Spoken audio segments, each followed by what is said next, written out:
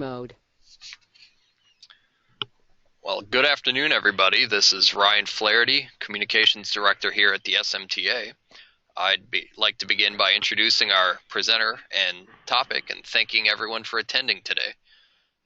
Today's featured speaker is Craig Hillman, CEO and Managing Partner at DFR Solutions, and he'll be presenting the 3 fundamentals to the ultimate reliability in consumer electronics. Before we start, as a formal note, please consider the following copyright statement and indemnification clause. All applicable copyright laws protect all presentation materials. Any unauthorized use, duplication, or distribution outside of the context of this presentation is strictly prohibited.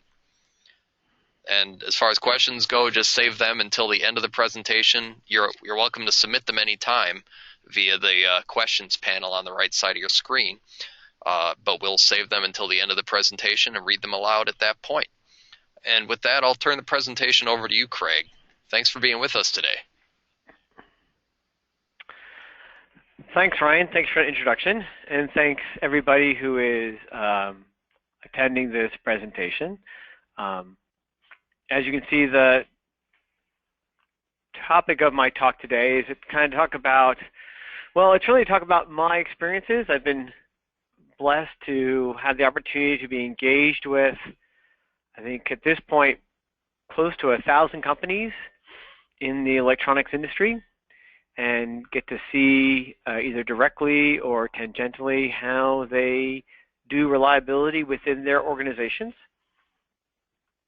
And having kind of seen all these various approaches to reliability, and also seen some of the revolutionary changes both in the consumer area and in the high-rel area in terms of how we ensure reliability and what kind of, I guess how to put it, what kind of results they get with some of the newer approaches. I thought, is there a way I can kind of aggregate what I see with companies that I most admire, that I think are doing the best job in terms of hitting reliability targets within reasonable time and cost, and is there some kind of overall trend or consistent approach that I can kind of educate back to the larger community?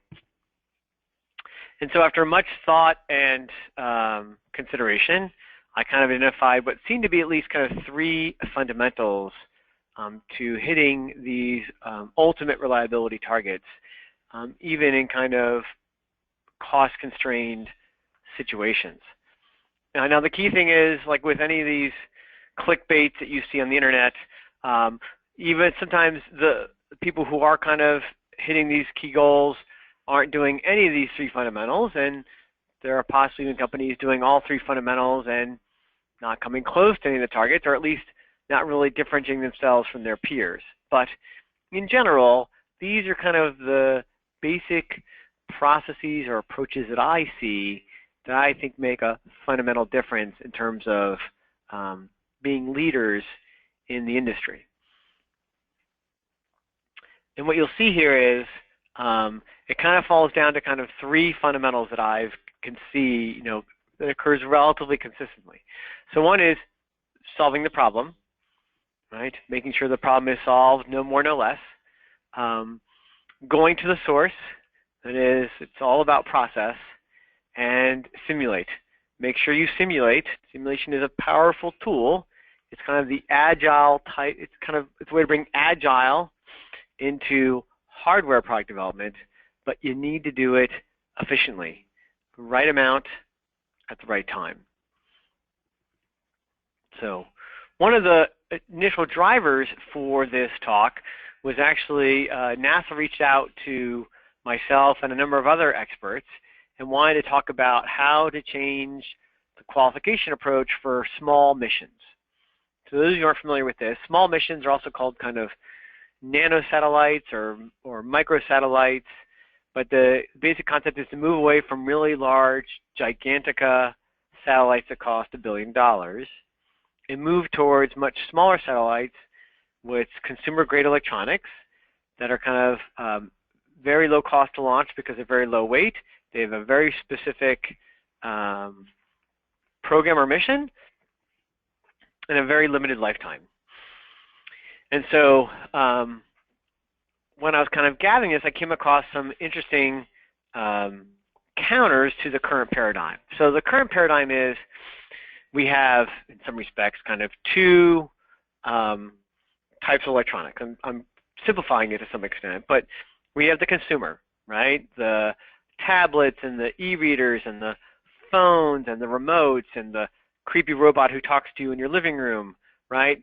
These are typically cheap, or positive way they're affordable, affordable and disposable, right? They're not going to last very long, and a lot of them kind of fail out of the box or in a relatively short period of time, right?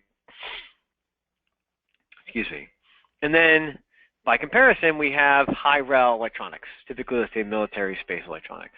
They're expensive, but you get what you pay for, right? They're really rugged, they're robust, they're going to last a long time in the most severe operating conditions, right? And in some respects, the two paths never cross, right?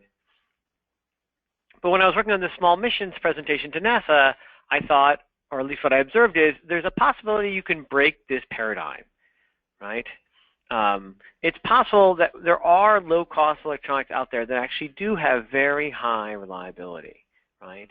And what would it mean if we could teach the rest of the industry how they did that, right? So high cost, high reliability doesn't necessarily always have to come with high cost.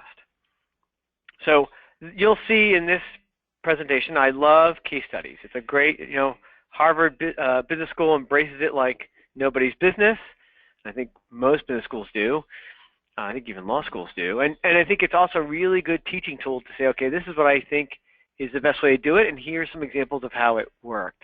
And there's no, I think, better example of what consumer electronics can do in terms of reliability is this iPad 2, the second generation iPad from Apple Computer. Now, I don't know what generation of iPad we are on right now. It's something that I'm not as aware of, but my son is much more of an expert at this than I am. But maybe we're on iPad 3 or iPad 4. But even the iPad 2, right? Relatively complicated piece of electronics. I mean, actually more complicated than the typical high-rel electronics, right? If you kind of look at that, over 1,000 components, right? These components are really small, 0201 or even smaller, and we have some of the more complex devices in this iPad 2. We have, screaming CPUs, we have package on package, we have large ball grid arrays, we have very small pitch BGAs, right? Up to over 25, I would say, processor type devices in these ball grid array or CSP type packages, right? So very complex product, not cheap, but affordable, right? A lot of families can afford to buy an iPad 2, right? At least maybe when it's used, right? So how reliable we expect this piece of electronics to be, right? So we're actually in luck. There's a thriving, I guess I want to call it aftermarket. There's a thriving warranty business for consumer electronics.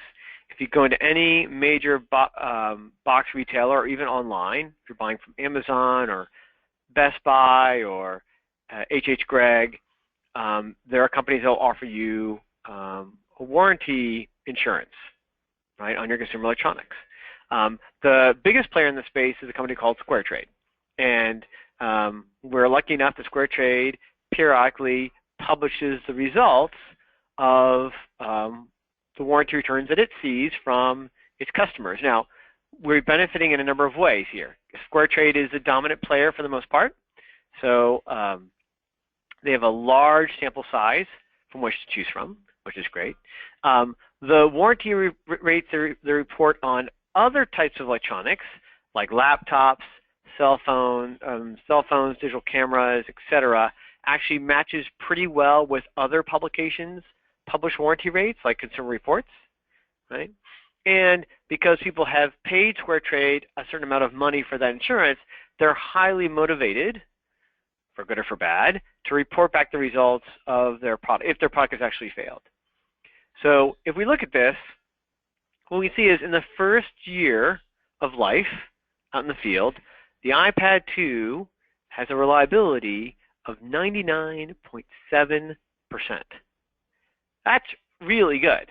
I mean, that's really, really good. Having worked with a lot of consumer electronics companies, a lot of industrial electronics companies, right? You're talking about you're at 3,000 ppm. That's pretty good. I mean, high-rel industrial electronic companies aim for like 1,000 ppm. So 3,000 for a much more sophisticated piece of electronics is actually really good.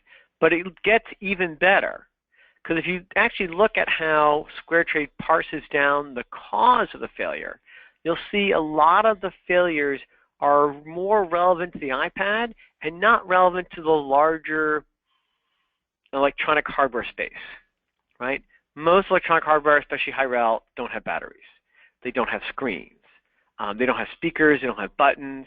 And for now, we're going to talk about the hardware side, so we're going to take the software side out as well, which, again, in the case of iPad, is a much more complicated piece of software than you typically would find in most high-rel applications. So if we really look at just the pure hardware, right, the circuit board, the solder joints, the connectors, the parts, all that kind of stuff, right, it's 10% of the 0.3. So the reliability of the hardware is 99.7%. I mean, that is incredible. That is 300 part per million in terms of failure rate. And in fact, if you were to take the 1,000 components, right, you're talking about a failure rate on average of 300 part per billion per component. That works out to less than 1 fit per part or per component. Actually, I think it's like 0.1 fit, maybe even less. Really low fit rate. And this is without any kind of special qualification test. This is without any kind of what I call OEM level screening. Apple is not screening these parts. Apple is not performing DPA on these parts, right? 99.97% reliability. So pretty good, right? So have we broken the paradigm? Are consumer electronics just as reliable as high-rel? Now you might say, hold on there, guy. Hold on there, Craig, right? iPad 2 sits around a home and office, sitting on somebody's couch. That's a really easy environment. That's not really the true punishing environment that high-rel electronics has to go through. All right, that's a good point. That's a fair point, right? Let's come up with another case study. Let's talk automotive modules. Now, automotive modules are not quite consumer. They're actually kind of in that gray space, right? They share some characteristics with high-rel, okay, but they are high volume, they need to be low cost, and they are sold to the consumer. Now, they're sold to the consumer as part of a larger system, but it's John and Jane Doe who make the decision to buy that car, not a business organization, right? So if we look at one particular type of automotive module, the brake modules, those are pretty, they see a pretty severe environment, temperatures up to 105 degrees Celsius, which is pretty good, relatively severe shock, and vibe environments as well. And just like the iPad 2, we're kind of in luck in terms of getting good warranty data. So the Department of Transportation, DOT, in the United States, requires that automotive OEMs, like Ford and Hyundai and General Motors, report the failure rate of safety-critical components in the vehicle. So braking is a safety-critical process, I would say, at least my own experience. So brake modules, really important. They have to report that back to the DOT. And the DOT, in kind of a roundabout sort of way, publishes this data, right? And so you can see here, if we look at the Hyundai and GM ABS modules, we can see we're looking at, now IPTV is incident per 1,000 vehicles, not 100, per 1,000. So the GM ABS module had an incident rate of 0.03 IPTV. That works out to not just 99.97% like the Apple iPad 2, but 99.997%. Right? Now, that's down to 30 ppm, right? That's really, really good. And that gets down to failure rates of potentially less than 100 parts per billion per component, right? Really, really amazing reliability. Again, less than 1 fit per component if you take it over a 1-year time period. And actually, I believe, and my apologies, I did not write this down, but I believe that IPTV number is actually over more than a 1-year time period. Could be wrong, but I believe it is over more than a 1-year time period. So again, these fit rates are kind of in the 0.1, possibly 0.01 fit rate. Again, no OEM level screening, no OEM level DPA, no special qualification process to some extent. And if you take that information and really think about it, you really get an amazing wow. Because if I take, let's say, let's say I tear down that iPad, so I just have the motherboard of the iPad 2, right? And then I use software to make that iPad 2 do a variety of things, right? Maybe very relevant to high-rel applications, right? Maybe it has to control an engine or monitor an engine or whatever it is, right? And I put these things in parallel redundancy. Well, now we're talking about a theoretical reliability of 5, actually I guess it's 7 nines. 7 nines reliability, right? For all practical purposes, 2 redundant iPad 2s will never fail. I mean, it's an amazing statement. It's really an incredible, amazing statement. And remember, an iPad 2 cost about what, $500, right? That's what Apple sells it for, right? Because they put a nice hefty profit margin on there. The actual, BOM cost might be as low as $200, $300, right? Put them together, $600. You have one of the most reliable systems on the planet. Well, but how about this? One of the most reliable systems on the planet for that cost. For that cost. So, we clearly demonstrated that this concept that high reliability only comes with high cost isn't necessarily the case. So then we have to think about, and this is part of the 3 fundamentals, how did these organizations do that? How did they break this paradigm? Right? And that goes back to the 3 fundamentals. So the first is solve the problem. Listen, I am a CEO of a reliability organization, and I often hit this quandary being the CEO. Because on the one hand, I love companies that do a deep dive into reliability challenges and use DFR while they're doing it, right? It makes my employees happy. It helps my company grow. But I am also in charge of a P&L. I'm completely in charge of the P&L for this organization, right? I'm very aware of what our costs are and what our revenue is, right?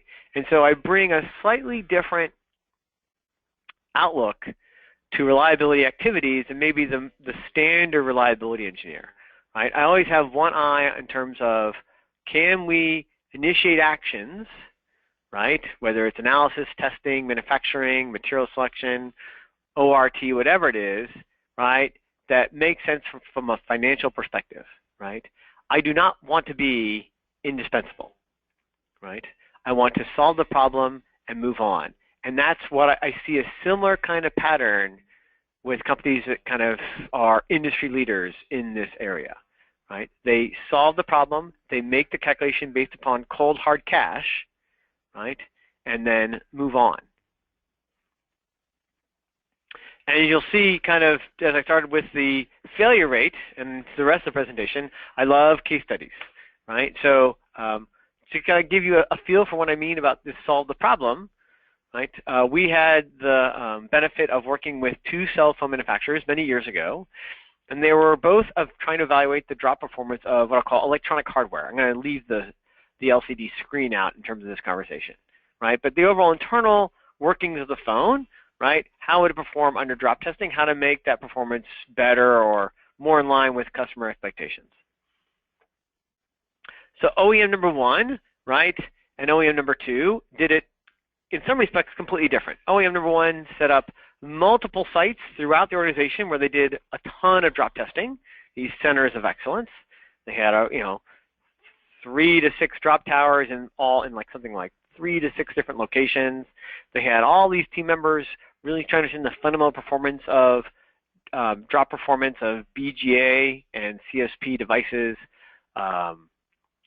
They were doing high-speed video cameras, the latest drop towers, all these different sample arrangements, wonderful stuff talking about the effect of multiple bounces and yada, yada, yada.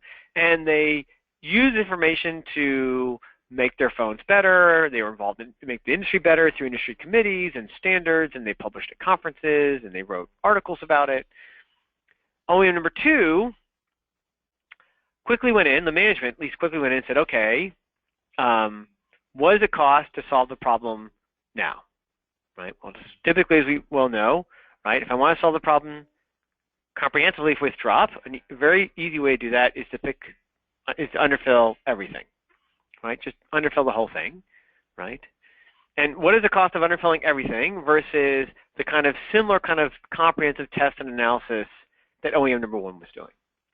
And one of the ways that OEM number 2 thinks about when they make decisions on what needs to be done is they take a very simple metric. They take the number of employees they have and divide it by, take the amount of money they make, their revenue, and divide it by the number of employees.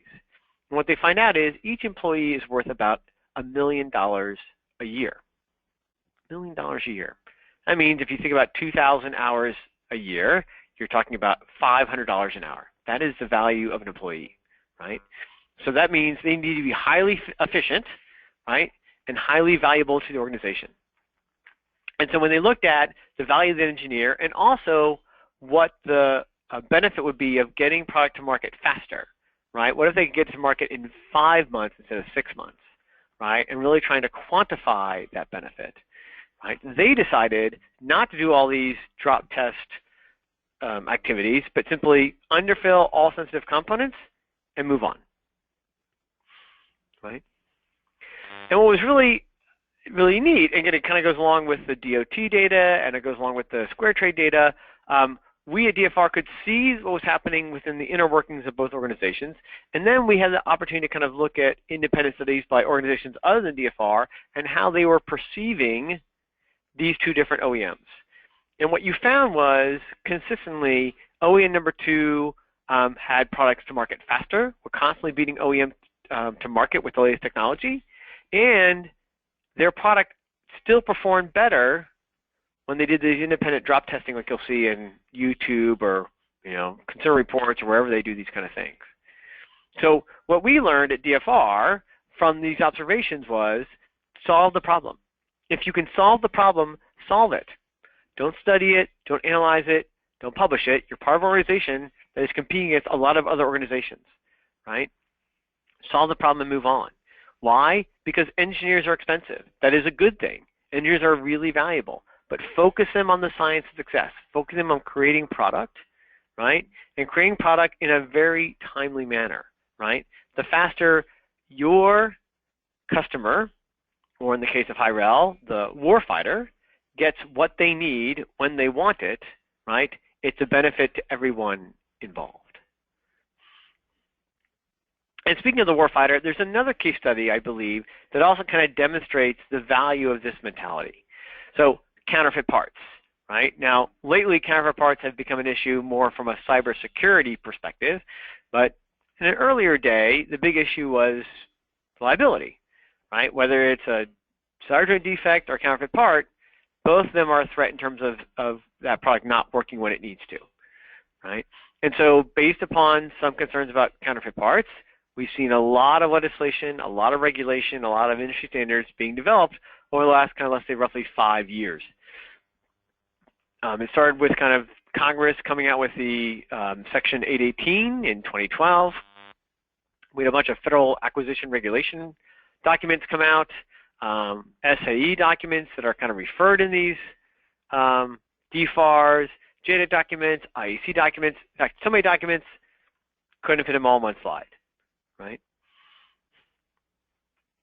And so the end result is, as one would expect, we have, and my apologies, I don't mean to insult anybody here, but we have in some respect created a bureaucracy, both within the industry and within individual organizations, that are all geared towards counterfeit risk mitigation. And on the face of it, that seems like a worthy and justifiable effort, right, given the threat of counterfeit, right? The problem is, because if you can solve the problem, solve it. There's strong evidence, and the best example I can give is from Henry Livingston of BAE Systems. me and him were going to a meeting on counterfeit mitigation here in DC. I think it was Henry, and my apologies if it wasn't. And I think Henry did an analysis of all the counterfeits that are reported in GUIDEP, which is a reporting organization where they report counterfeit events within the military supply chain. I think Henry went through something like 400 reports of counterfeiting, right? Something like that. And I believe what he stated there in the room was something like 99% or more than 99% of all counterfeits were from independent distributors. And other kind of, yeah, I mean, you can call it, say, non-authorized sources, independent distributors who are not part of the standard supply chain, right? It's not the original component manufacturer, right? It's not authorized distributor like DigiKey or Arrow or Avnet, right? And so what was interesting from my perspective was, rather than simply just shut down independent distributors or refuse to allow them to sell into the military supply chain, we created all sorts of other kind of activities or analysis requirements, except for two DFR customers. So we have two customers, two major military contractors, that did one thing different than what we've seen from other people within the military world, which is they simply banned procurement from independent distributors. No more brokers, right? Shut it down 100%, right? And the results were fascinating. So both companies, when I talked to them, report no new counterfeit issues since they implemented the ban. Counterfeit went from being a major Pareto item within the organization to pretty much being completely off the chart. Gone, right? And now you have all these engineers, rather than debating about what is blacktopping, rather than debating the process flow for counterfeit detection, rather than debating how many samples are a sufficient number of samples to determine if something has been counterfeited, all these engineering resources are much more effectively utilized. And they are all geared towards making better product and getting that product out to market as fast as possible. Second fundamental I've observed is what I call kind of go to the source. And there's no better example I can give than there's a major cell phone manufacturer, who shall remain unnamed, who's well known for the high degree of control they place over their supply chain, right? To the extent that they will actually go in, buy the equipment, develop the process, including where the equipment goes, right? What the parameters on the equipment are, specifying the material source and the supply chain. In fact, the value of the contract manufacturer is pretty much down to personnel and some factory space, right? That's what these end up doing, right? And they get amazing results. They get really amazing results, but it's important to note the way this cell phone manufacturer is engaging with their supply chain is all through the process. It's all about the process.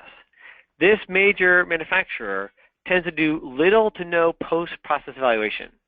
No screening, no DPA, right? It's all about the process, right? And that, to some extent, is different than what you'll see in a lot of high-rel applications, right? They tend to be more about DPA. Now, there's a justification or an understanding of why we tend to do DPA, right? The idea is I have no say or no insight into the process buying commercial parts, right, or even non-commercial parts, and therefore I'm going to do a DPA to understand what my risks are. So a couple of thoughts I've noticed is, number one is a lot of DPA is done on space or military grade parts. Now, given these companies focus on that market, right, and the low volume of parts developed, actually more than likely you could get really good information on the process from those suppliers.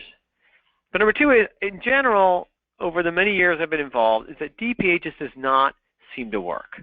On the face of it, it should. Oh, look, I can do a quick post-process check. But if we really think about it, we run into two problems. Number one is bad processes are really kind of in the single-digit %, right? 1% problem, 2% problem, 5% problem, right? If you do a DPA on 5 parts, you're not going to see that, right? So DPA easily allows in parts that are not There are issues with them that come from the manufacturing process. And number two is it tends to drive a lot of false rejects, a lot of anomalous issues, slight discoloration, whatever, that really have no influence on the quality or reliability of the part, result in a big holdup. In fact, there has been like a major reorg within a portion of NASA that was driven by, I almost could call a DPA fiasco, whereas a DPA organization, right, had rather rigorous rules and requirements, right? Nobody could pass these rigorous rules and requirements, and as a result, major cost overruns, major schedule delays, and no evidence that somehow the NASA programs being affected were more likely to meet their mission goals than before. Right? It almost results in a paralysis. In fact, it should be called destructive paralytic analysis. Right? And again, let me give you a couple of again. I can understand where people come from in terms of doing DPA to some extent, but let me give you some clear case studies as to what colors my opinion. So one is we had a major medical electronic OEM, that's a customer of ours, that were selecting ceramic capacitors, very common within their application, based upon DPA and screening. These were like medical grade capacitors, right? But even if they were picking medical grade, they were actually still having noticeable issues during production, during tests, during field. Don't like field issues with medical grade anything or medical products, right? And one of the things they were finding out was if 80% of the lot would fail because of screen and DPA, the supplier would still ship the remaining 20%, right? Big problem there. What they did, so while they were trying to resolve this, they actually switched to a non-medical grade ceramic capacitor manufacturer, but one who is known throughout the world as having the best process control of any ceramic capacitor manufacturer worldwide, like head and shoulders beyond their nearest competition. When they made that switch, again, focusing on process, right, a 10x reduction in failure rate at, again, half the cost. Another kind of great case study of the value of going to the source is actually automotive grade parts. So automotive grade parts can sound like medical grade parts, right? It's a different grade, right? Well, not really, right? Now, automotive grade is great because at a relatively low cost, you can get relatively high reliability. It's been demonstrated by automotive manufacturers, and I would say increasingly is being observed by other high-rel industries, industrial, military, space, for example. And you can see the difference, right? I mean, a space-grade ceramic chip capacitor can be 1,000 times more expensive than commercial grade, where automotive is maybe 4 or 5x different. But what is automotive grade, and why is it so successful, right? Let's say compared to medical grade. And the reason is it's all about the process, right? If you read what automotive grade tends to mean, it means you tested to one of the AEC qual docs, and your compliance with its rigorous process change notification. You are compliant to the ISO 16949 standard, which is all about production part approval process with PFMEAs and control plans and capability data, right? You have a commitment to zero defect in your process. There is nothing in automotive grade about screening or DPA. Okay? So, solve the problem, go to the source, right? That's where it matters. And you should simulate. Simulation is an amazing, amazing tool, but use simulation efficiently and effectively. As one of my great role models said, everything should be made as simple as possible, but not any simpler. So I'll admit there are so many quotes erroneously attributed to Einstein, it may not be him, but you've got to do the simplest simulation approach first, at least one that, but still captures the effects that are most relevant to you at that time, right? Let me give you And so when we mean that, what I see is the people who are leaders in the industry kind of understand the limitations of their design, right? That drives the simulation activity. The simulations are very targeted and simplified based upon where they are in the stage of development. And because they're simplified, they're typically able to start doing the simulation process much earlier in the process, right? Without delaying time to market and without overcommitting engineering resources. So they know the limitations. These are typically the limitations we see within the electronic industry or electronic designs. And again, we'll go back to my favorite teaching tool. Let's show you a couple case studies. So, case study A, right? An electronic OEM we know, they perform thermal simulation 3 times during their design process. 3 times. But the type of simulation and the amount of resources and time required change as they go through the MPD process. So, very early on, you know, they're kind of at functional block diagram, right, at this point. No parts have been selected, theoretically, right? They're doing rules of thumb. They're saying, okay, here's roughly the size of the box. Here's roughly the amount of power we will likely need to do our job, right? How hot is this box going to get? Immediately, are we in a danger zone? Are we in an okay zone? Do we have to make some modification zone? We can have that conversation very early in the process. As they progress, maybe start to select some components, right? Maybe have a net list, have a little better understanding of what the power dissipation is. The mechanical design group is moving a little farther forward with the size of the board and the type of housing they'll be choosing. They go to what I call kind of initial CFD or computational fluid dynamic calculations. So these are kind of what I call pen and paper, right? They're not full-bore simulation software, right? But they're calculations you can do in a spreadsheet or, like, you know, write on paper in front of you, right? But it's going to be a little more accurate than that rule of thumb. It's going to take a little more time, but not that much more time, right? So by the time they get to the full 3D CFD simulation, which is what they do, right? The idea is at this point there's no surprises. They kind of already know what that CFD simulation is going to be telling them, right? Because by that point, once you've kind of nailed down part location and the exact parts and all that kind of stuff, it's going to be a little too late, right, to start making wholesale changes.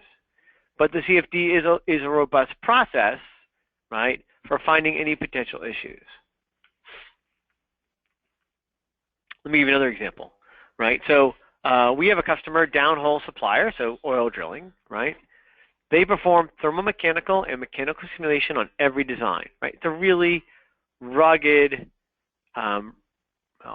aggressive environment.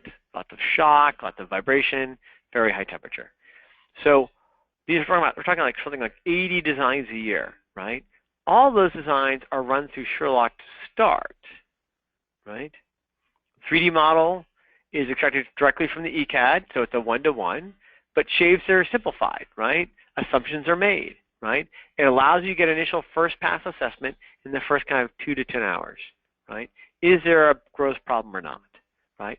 If there's a gross problem, which typically, let's say on average, I don't know, let's say 10 or 20% of the designs have a potential problem, right? Then they can move that much smaller subset, right, into more complex, closer to real world FEA simulations.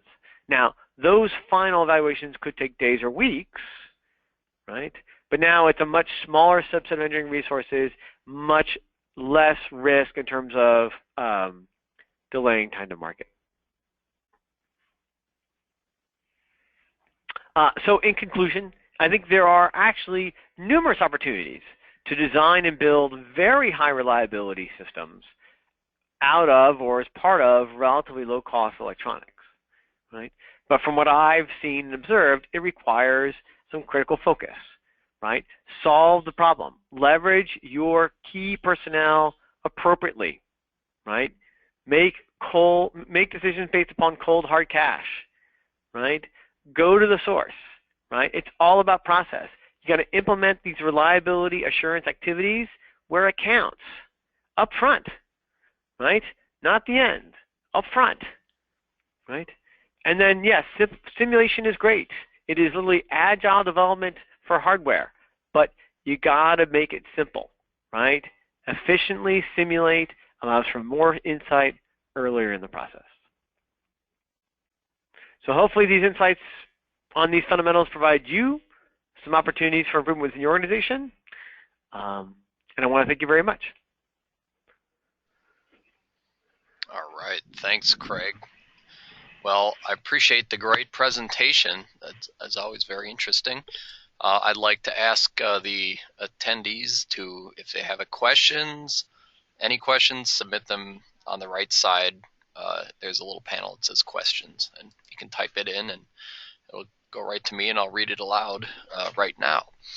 Of course, Craig and myself are both available via email or phone if you want to get in touch with us. For questions, I can either pass it along or go to him directly. And I also wanted to mention that there's going to be a short survey that pops out at the end of the presentation as well. That it's really useful for us, both the speaker and the SMTA, to make sure that we're getting the best presentations like this one for you. I've got one suggestion, or I guess it's a comment or question. It's asking, do you have any comments, Craig, on improving reliability of developing a new manufacturing process?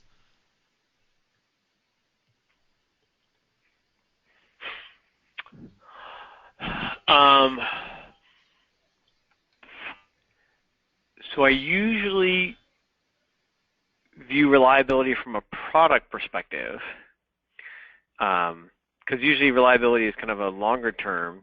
I guess if we kind of merge reliability and quality, how to ensure the reliability and quality of a process, I would say it's probably the answer is probably longer than we have here on the line, but it's all about process control, right? It's all about process. I would say all about process control and physics, right? So using physics to understand what the spec and control limits should be, and then using process control to make sure you stay within those spec or process control limits, I think is probably the most key in terms of establishing a robust process. Great, thank you. Okay, do we have any other questions? That's the only one I've got at the moment. I'm going to give it just a few more seconds here to see if anything else pops in.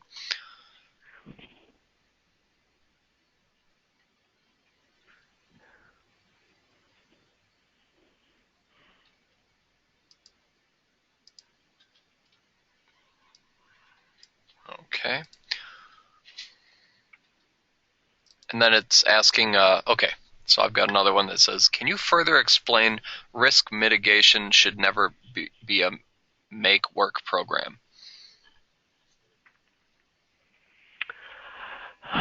So the basic idea is the personnel in charge of risk mitigation, right, should be focused on those problems that are the most difficult to solve, right? That for whatever reason cannot be resolved in a straightforward way, right? Try to give a good example here a little bit. Maybe it could be in the wireless space, for example, or in the battery space, for example. These, both wireless and battery, have kind of very standard trade-offs in terms of, you can't get something for nothing in both areas, right? So initiating risk mitigation in those areas is very challenging, for example.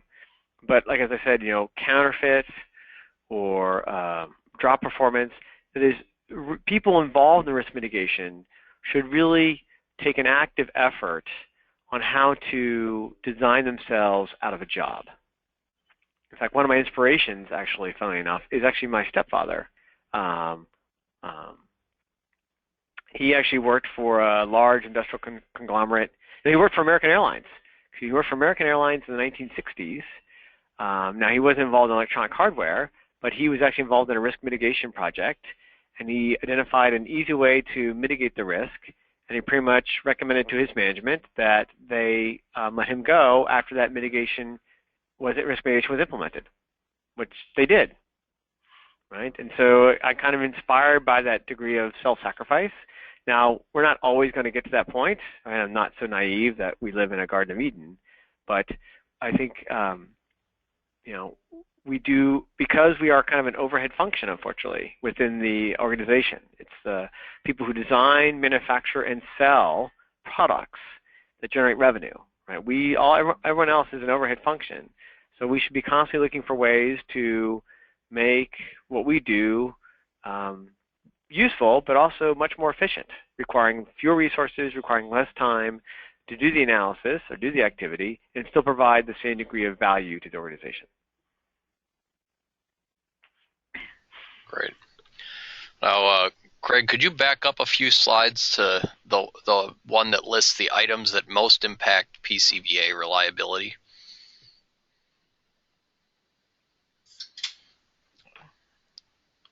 That was the request by an attendee. I'm guessing there will be a question that follows up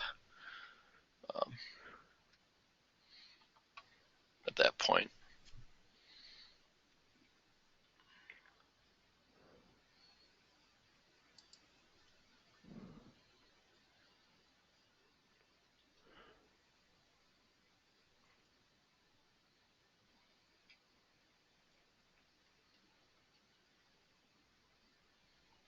I'll do a shameless plug. We're doing a Tin Whiskers webtorial in early December with Dr. Jenny Wang. So if that particular issue is on your list, you will want to check back for that one. Just thought I'd mention it.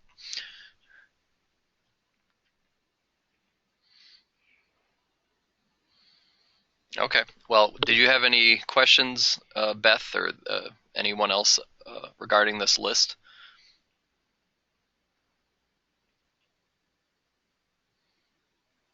Okay, I guess it was just wanted the visual. Well, that's the last question that we had, so I think that might do it for today. I wanted to thank you again, Craig. This was awesome. I got one question that popped up. It says, is there an order to that list that you're showing right there? Is there higher or lower influence?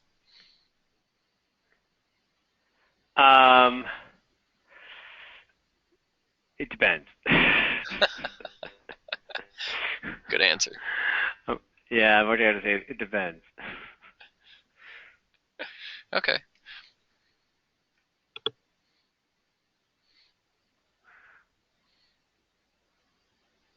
Okay. So hopefully that explains. It's going to depend on the situation for each one.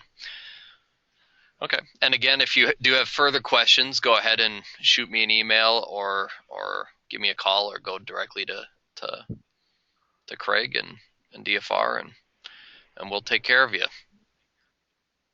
Alrighty. Well, hey, have a good one, everybody. Thanks again, Craig. Be sure to fill out that survey when you log out, and we will see you at the next one. Thanks, everybody. Thanks. Bye.